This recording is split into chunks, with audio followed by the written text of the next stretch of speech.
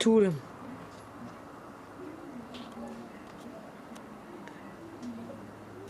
Babies are out.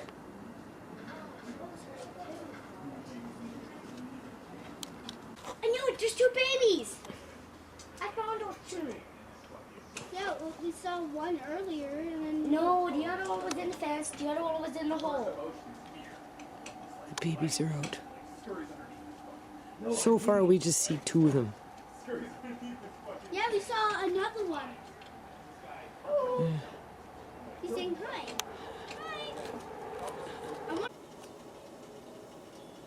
Okay, people, so now it's July 25th, 2019. Here's what's happening. Yesterday, I went to go see the dietitian for Amari. For anyone that's been watching my videos, we know that Amari has cerebral palsy. He has a severe form of cerebral... Now, I'm not going to rush with these videos, people, because this is important stuff. And it's a learning process, right? And anyway, you know, I'm out on those YouTube streets, right? And connecting with people. And because I do YouTube videos surrounding food and food preparation and that type of thing, you know, somebody asked me if I have any ideas in regards to how to lose weight because they're facing surgery, right? Because they're having a bone-on-bone problem. I don't know what that means yet. I just said email me, and you know, and I'll put it in with what I'm doing here, because I'm working with food all the time, and now the ante has been upped with Amari, right?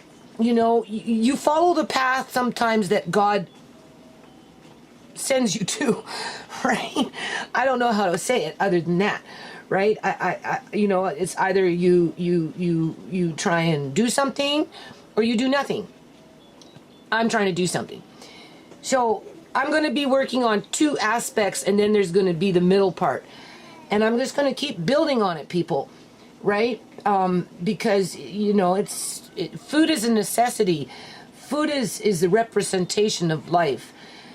Food is supposed to be one of those things in life that is the pleasurable part of life, because you eat it, you taste it, you like it, and you know, that's for all the hardship in the world. It's nice to have a bowl of whipping cream with some cherries or some strawberries, or you know, a good steak or whatever it is, a nice salad, whatever it is that you like to eat, you start salivating just thinking about it, right? So, you know, when you're down and you're blue and you're depressed and, you know, and you just feel like life is not worth it anymore, you know, and you calm down and then you go and you have something to eat, you know, you find your comfort food, and it just kind of, you know, brings you back down to earth, and it kind of grounds you. So food is very, very important. And with a modern day society, we tend to take it for granted because it's been so commercialized, right? Everything's been packaged and processed, and you know, we've been narrowed down into living environments where many of us cannot grow our own food and have that satisfaction, or you know, we're in poverty and we can't afford to buy the food that we'd like to buy for ourselves and our family, or maybe we weren't educated on some things in the like some areas in the United States of America, for example, and they have this, I'm sure, up in the rural areas further up north in Canada, where the native reservations are, but in the United States, in the inner cities and those kind of places, there are no grocery stores that provide fresh produce to the general population. So therefore, what happens is the people are forced to buy processed food that is high in the wrong types of fats that put on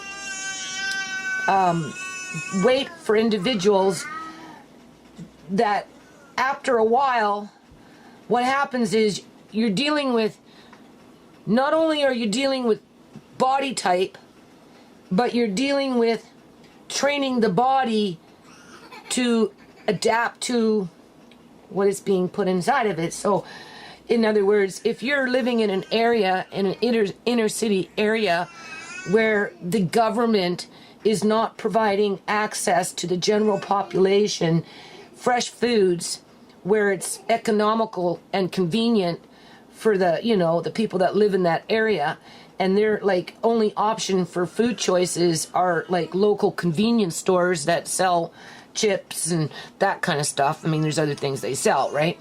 Or like fast food restaurants like Burger King and places like that. And you gotta go, you know, with no money and buses like running every 2 hours or whatever it is, or maybe you're not feeling well and you've got to go miles and miles and miles and miles away just to go buy some fruit and vegetables. Hold on a minute. Okay, so anyway, Amari's just being a little bit of a fusspot. He's getting, actually, to believe it or not, toilet trained. I put him on the toilet, and within the toilet, right, the little children's toilet, and within 10 minutes or so, he has a bowel movement. And for the last 4 or 5 times, he's done it each and every time. And he's cluing in as to what he needs to do. And then after he's done, and we go, and then he's smiling people. So it's connecting in there in his brain. So I'm really happy with that. So I got to do that with him later on. Hopefully that will solve his crankiness. So, okay, as I was saying, what was I saying? We're dealing with a lot of variables here, people. We're dealing with economics. We're dealing with geographical areas. We're dealing with body types. We're dealing with how the body metabolizes certain foods. We're dealing with the misconceptions that have been put out there over the years in terms of like real butter. Just, I'm using this as an example. Before cities became popular and people had to, what do you call that? You know, plant their food and raise their animals and get their, you know, get their substance that way. Everything was more natural.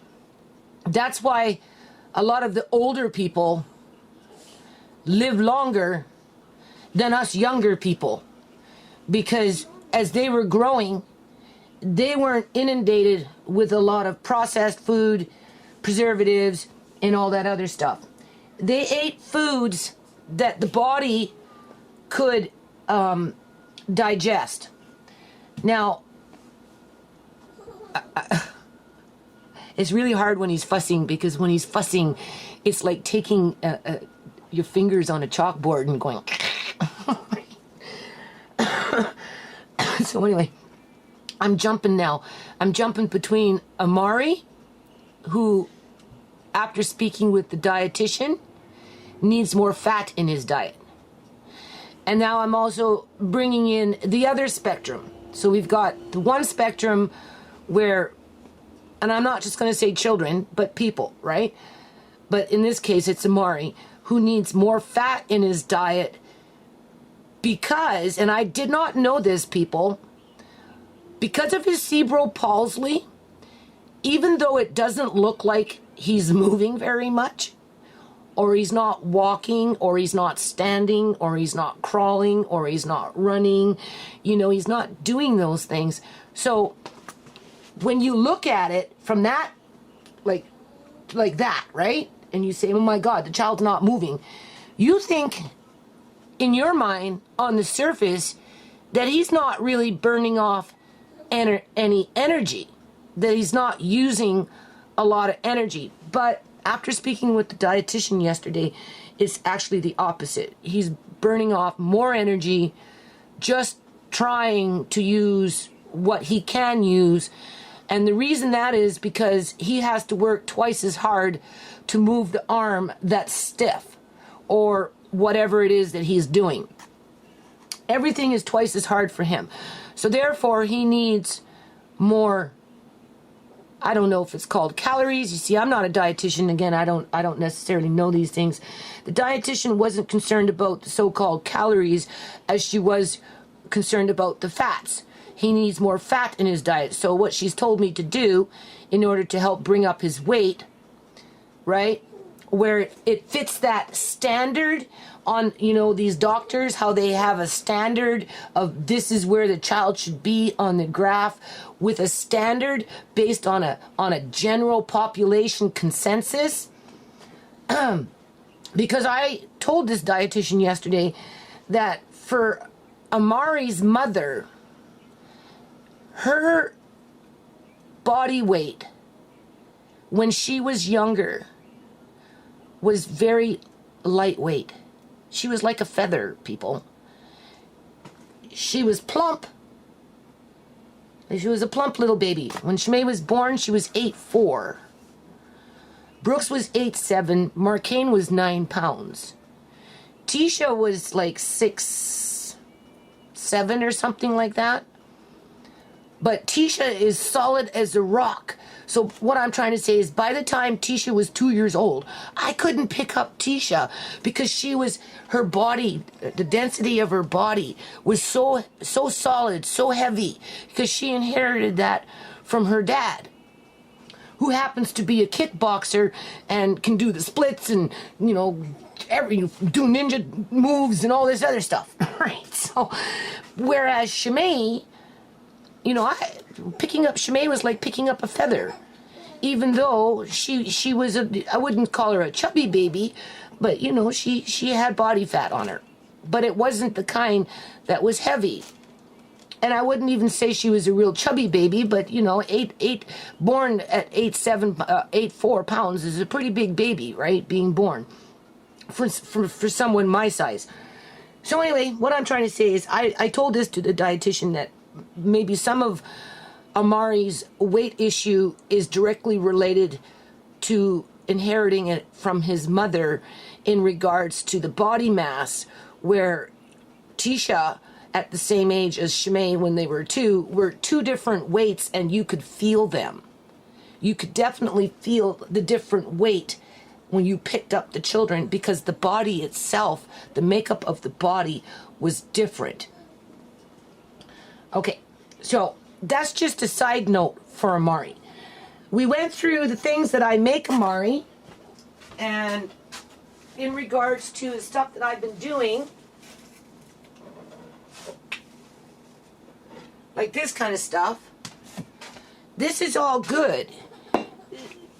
The dietitian liked this.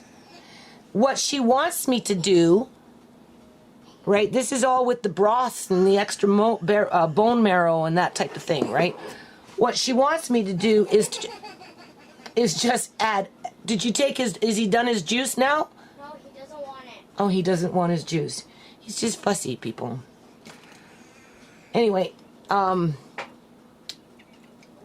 she just wants me to add extra fat, even though there's lots of fat in here. She wants me to add either sour cream, butter, something. So I'm going to be making borscht soup.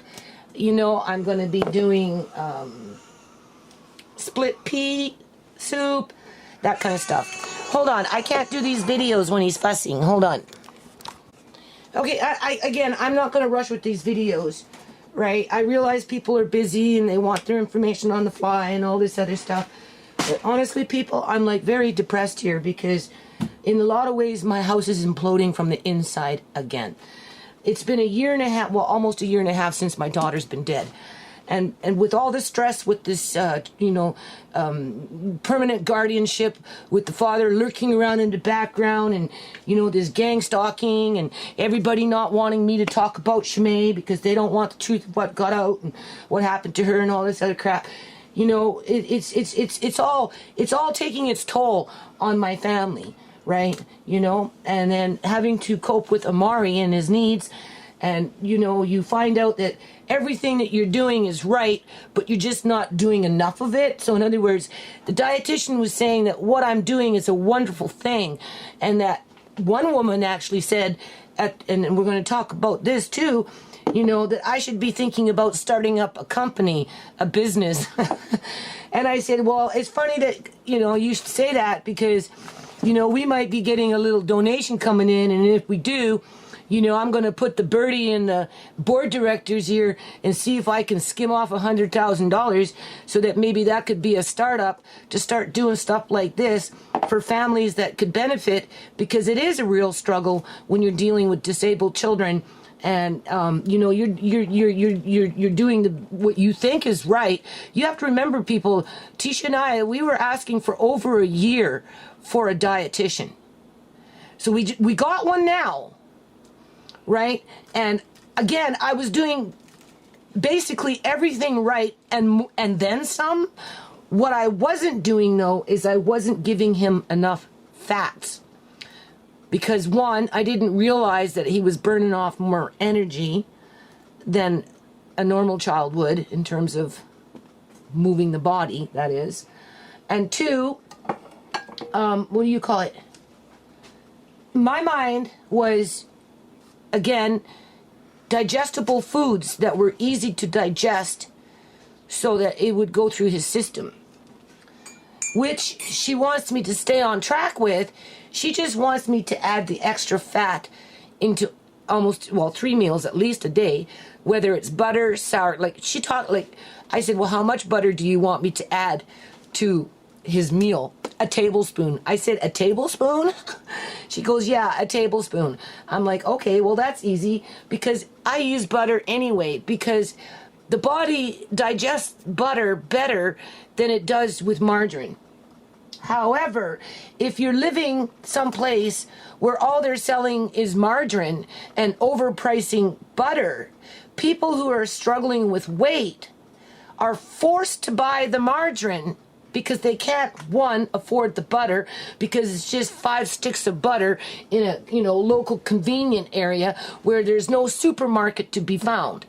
So if they're raising children or whatever it is, trying to feed themselves, even for that matter, and they can't afford $8 for a stick of butter when you can go to the grocery store and maybe get it on sale for $3, and that's when you stock up. That's how, after a period of years, if all you're doing is always eating margarines, because that's the only choice that you really have, and that's not including what's coming in through your processed foods, then your body is going to adapt to that and react to that and stabilize with that. So now we're going into the realm of where there are people out there that are overweight and are having a hard time losing the weight, because two things that I'm aware of. One, if you go on a crash diet and you lose the weight, what happens is, once you lose the weight and then you start eating fairly normal again after you've done your crash diet, the body quickly absorbs all those nutrients.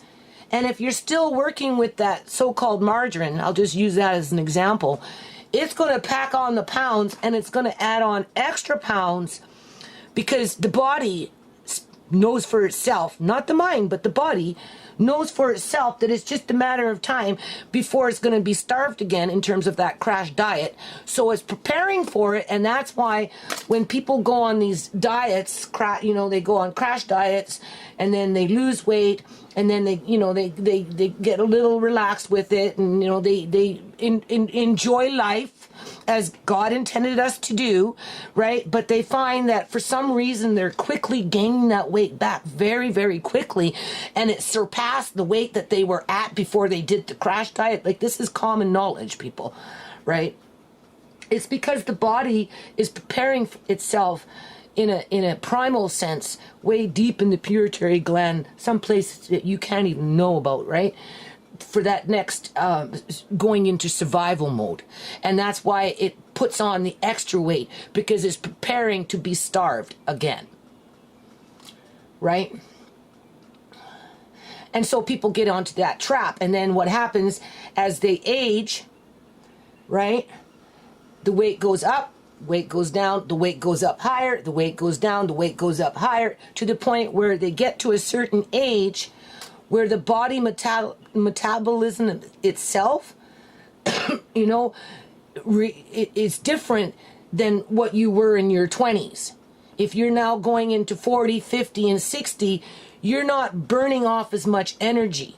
So the weight just stays there. And then, of course, because of, that, you end up developing health problems. So somebody's reached out to me and has asked me to just, throw it out there in terms of, well, I'm the opposite of Amari. I need to lose some weight, but I don't want to get caught up in that lose the weight, gain more weight, lose the weight, gain even more weight. And so that's where I'm going to try and bring this down to, where I'm kind of working with both groups. And then there's that middle line, right, where people that are just wanting to improve their diet in general in terms of like fermented foods.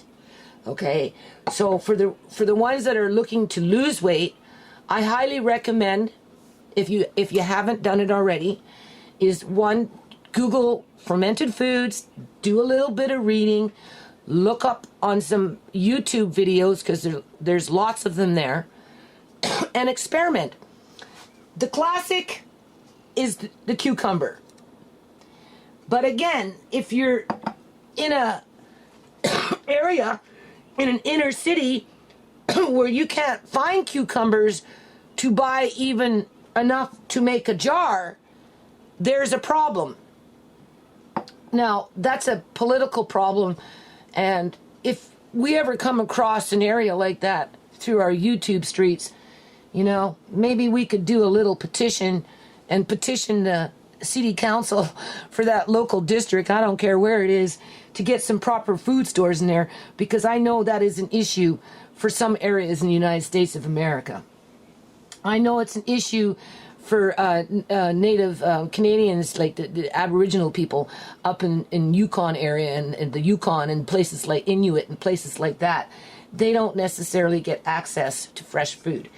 But what this does is it helps to bring in flora. I call it flora. Maybe I'm using the wrong word, but it helps to realign, readjust, heal your gut so that you can digest food better. And it feeds the body with different nutrients. So if you're looking to lose weight, gain weight, or stabilize and just work on being healthy, the first thing you really should be thinking about is getting into fermenting foods. Now, I did this with the shredded carrot after I made the juice for Amari, and then I pasteurized the juice and I put it in with the watermelon juice, and then I took the pulp and I added some water and a little bit of brine and some salt. You have to put a leaf on it, keep everything underneath, right? Because I did it with the beets, but what was happening with the beets, I didn't cover it with a leaf. In my case, I use grape, but you can use a cabbage leaf or something like that, or a weight that pushes everything down and keeps it under the water. Because if you don't, you're going to get mold growth. And with the beets, I ended up getting black mold growth, so I just threw out the whole jar. If you're getting mold growth on this kind of stuff, any kind of bread, doesn't matter what it is, you have to throw it out, because even though mold is on the surface, mold will travel down into the food itself. Doesn't matter if it's bread or something like this. So anyway, this is really, really good. I eat it, Andre eats it, and Amari eats it. And I try and give it to Amari very, very regularly. Cucumbers, you can ferment. Now, I'm going to show you something here. I mean, you could do these videos for 5 hours long. This is just what I'm going to be doing for the next day or so. I'm just bringing in a new topic. I'm broadening the topic. In Amari's case, like I said, I have to bring in fat for every meal. So it doesn't matter if it's a tablespoon of butter. It doesn't matter if it's a tablespoon of sour cream, cottage cheese, cheese melted, so I went off and bought some cheese. I'm going to shred it, put in a little container. I have to always add in, it doesn't matter what I'm feeding, cream. So today I gave him his all brand. I softened it with the milk first, and then I took whipping cream after everything was nice and soft, And I gave him about a tablespoon of whipping cream, and then I gave him about, oh, I don't know, maybe a teaspoon and a bit of his maple syrup. But do you see how I had to add in the extra cream? The dietitian told me, don't worry about producing too much sugar in the blood because milk produces sugar. You know, don't worry about heart disease at age 2, right? You know, don't worry about those things.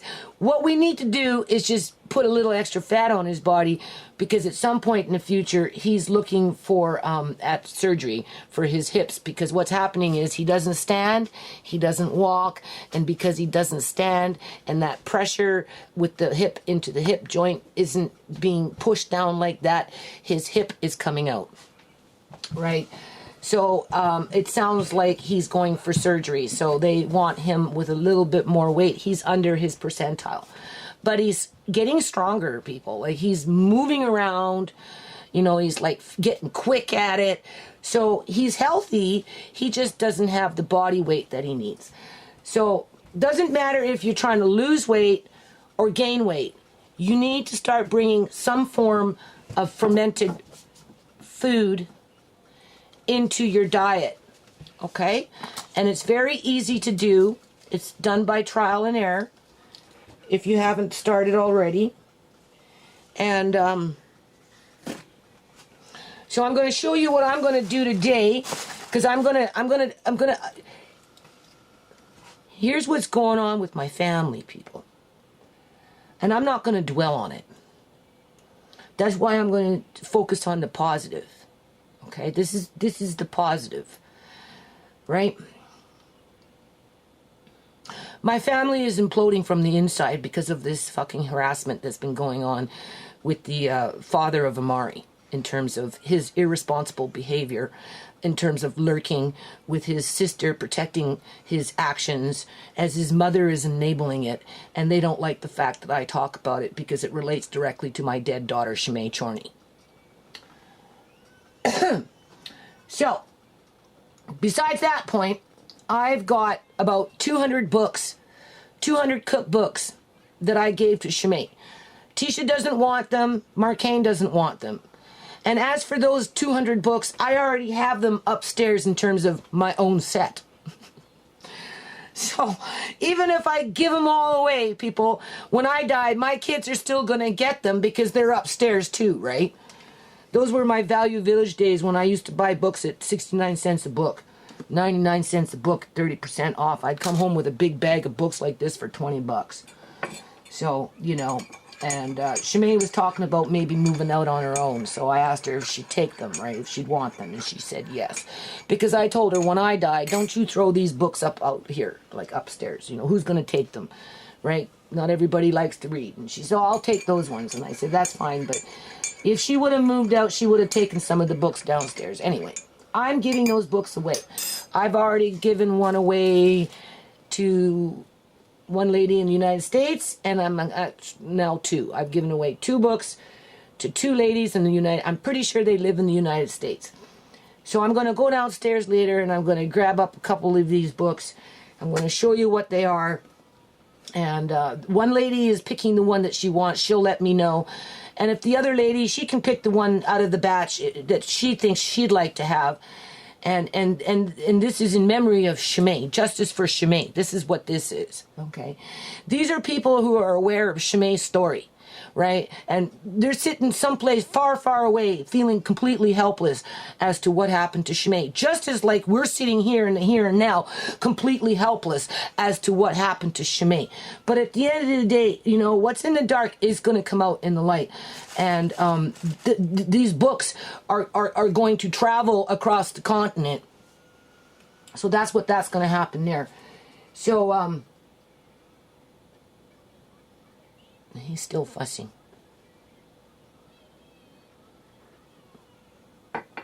So in the meantime, I have to bring in more fat into diet. Okay, so the other thing is meat builds muscles. There's a difference between muscles and fat. Hold on a minute. Okay, so I'm going to finish this up soon because I think I'm going to have to go and hold him on the toilet. And then he cries for a little while and then he calms down. And then if he's got to go, he actually pushes it out. And then I reward him and because he's just a little fussy. It's not, normally he's not that fussy, right? And I think he needs to go to the bathroom. So I'm going to finish up this segment. I'm going to upload it and then I'm going to come back and we're going to keep on going with this because I'm jumping around with this, people, right? Because... you know, what's happening here I'm going to tell you what's kind of happening and what I have to do in regards for Amari. And I'm upping the ante in terms of building on his meal program, right? Like I said, the dietitian told me that what I'm doing is right. I'm just not adding enough fat into his diet because I was concerned about, well, the milk product. Too much milk can create sugar, which can lead into diabetes. But at this point, I don't need to worry about that. So that's what I'm going to focus on. But I've got other problems. I'm fighting with my youngest daughter because of the pressure that we as a family have been under, having to pass over Amari 3 times a week to the enemy as they're stalking and taunting us. Do you understand what I'm saying? And it's just at the breaking point now. So I'm like, go away. You're not safe here. If I can't do a YouTube video and talk about my own life with my own daughter, with my own problems, without you being harassed, then it's better for you to get the fuck out of the house since you can't handle the heat. Not that I'm trying to put heat on you, because the heat is already there, people. She's already being held emotionally hostage where she can't breathe. Don't breathe. We're back to that shit. I want my daughter to be able to breathe. She didn't sign up to take on a disabled child and be fucking gang stalked while she did it. She didn't ask her sister to be murdered. But it happened.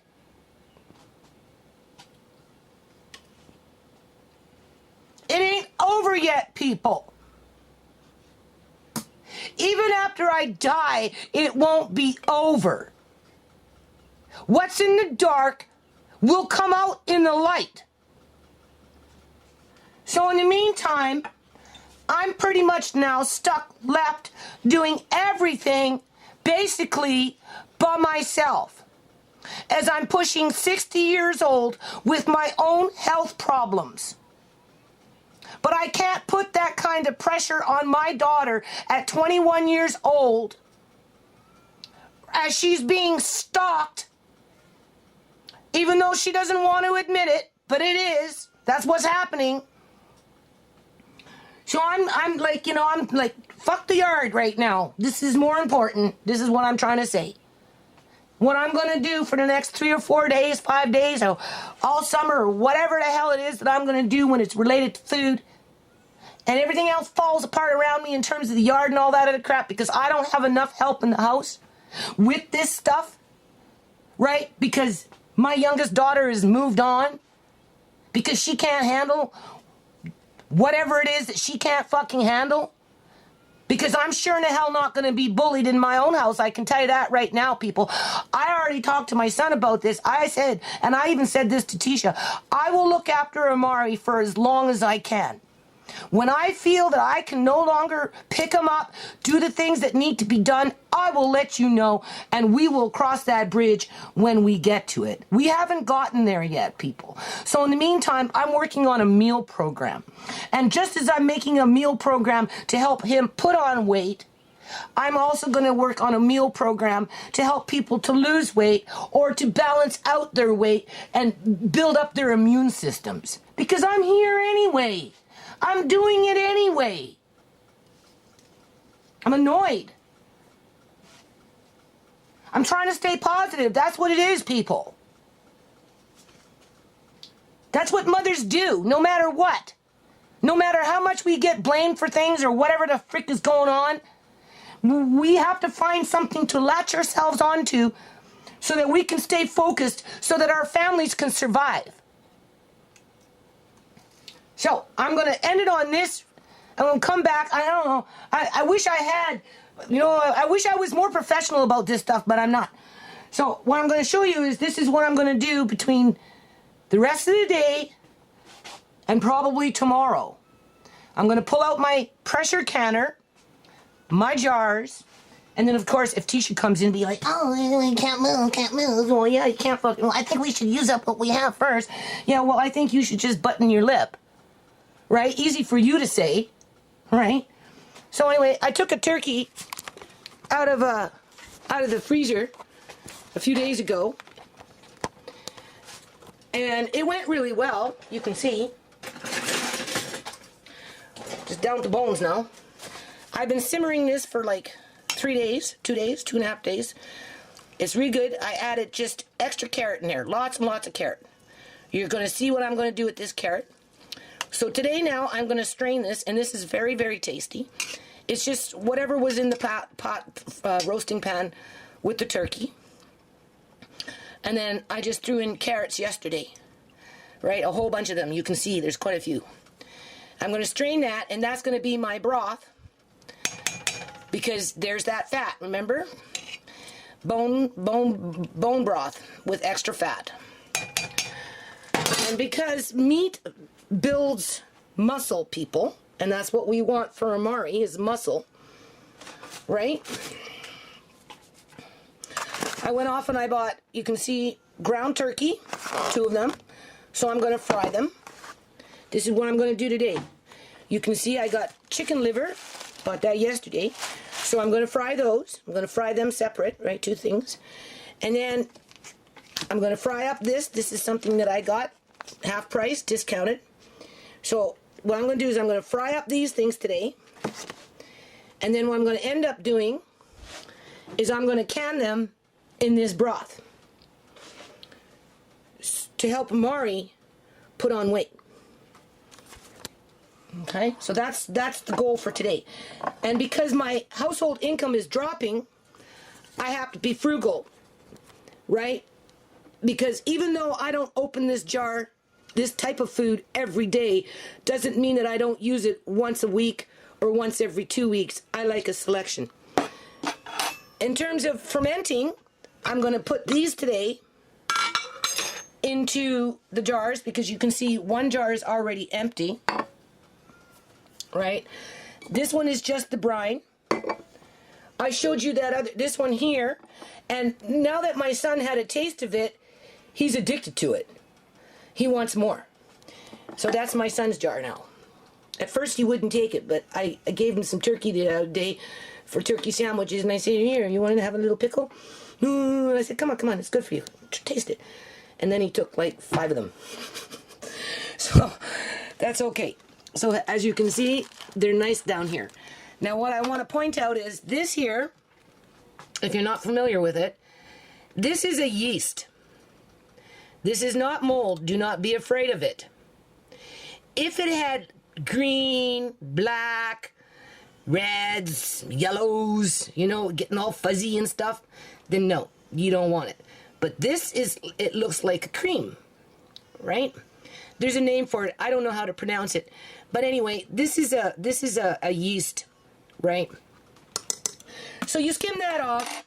I'm taking out my cucumbers, and then of course I did the celery for the canned salmon, which I'll try sometime this week.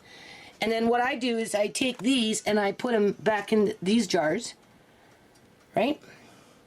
And this time I'm going to wash this really, really good because apparently the yeast will stick to things, but it's also to the temperature in the air, there's so many variables. This is common though, so if you do fermenting and you see this, don't panic, okay? That happens. Don't let things like that stop you from keep trying or realizing, hey, that's okay, right? It can change the flavor, but I've got a lot of, what do you call those things, grape leaves in here, so the chances of this, whatever the flavor of that is, going down into here will be nil to none. And then, and because the dietitian wants me to add more fat into Amari's diet, I've never used avocado oil before, but I bought some yesterday. I got it on sale for 23 bucks. That was on sale. So that's something else he's going to start getting, right? So you can see where I'm going to go with this for Amari's sake. But for anyone looking to lose weight or build muscle, if you're looking to build muscle, you're going to have to start eating meat. You need more meat. You need the meat. Well, I don't know what vegetables build muscle, but meat builds muscle. So in Amari's case, this is for Amari. For starting to lose weight, I would highly recommend start thinking about fermenting something. Start getting it into your diet every day or every second day. And I'm not talking like a whole lot. You only need like a tablespoon or a teaspoon or a pickle or two or whatever a day, just to start helping your gut to realign itself and get into making bone broth. And if you're losing weight, then obviously you'd want to strain it. After you strain it, put it into the fridge and then let it congeal, let the fat rise to the surface, skim it off, and then you can either drink the bone broth as is, like as a cup of coffee or something like that, or you can cook with it. Either or, you're going to need it for your bones and muscles and tendons and all these things, blood and whatever, to heal as your body is readjusting itself to a new diet that you're going to introduce a little bit at a time. So it's baby steps, right? Baby steps. Don't go into no crash diet, because if you crash, your body's going to go into survival mode. And then once you lose that little bit of weight and you relax and you maybe eat a little extra something somewhere along the way, your body's going to say, I got extra food, I'm going to store it. And that whole cycle is going to start all over again. So we want to avoid that completely. Okay? So I'm going to upload this now. We're going to keep it in baby steps today. I'm going to go downstairs at some point. I'm going to grab, I don't know, maybe 7 books today. Cookbooks, ShaMay's cookbooks. We're going to talk about them as I'm frying. Right?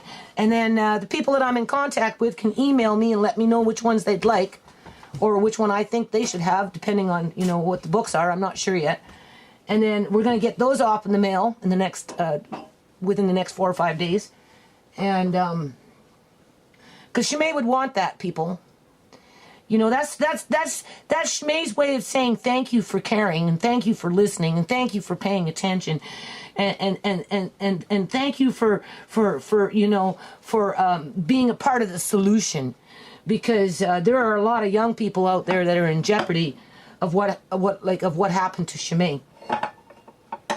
And I don't want to carry on with it because I've got a full day here, so I'll be back. Hold on.